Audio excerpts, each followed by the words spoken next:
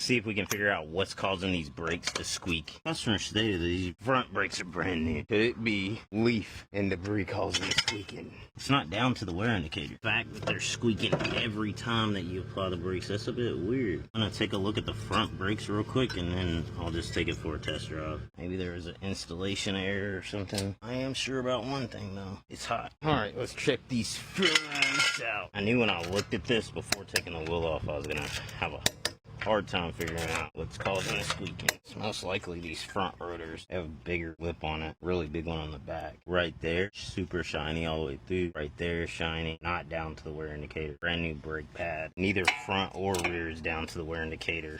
You got shiny through here, a little bit of shiny here. Like I said, the back lip is worse. None of the hardware is touching on this side. I put the wear indicator at the bottom. Usually it goes at the top. What kind of brakes are these? Probably some cheapy AutoZones. The backing plate is just regular metal. Could be squeaking because it's a little cheap. AutoZone pads. Slides are free. Maybe it was that leaf back there. It's a bit toasty. Ooh, it's still hot in here. Turn this off. Oh yeah, I already hear it. It's the front.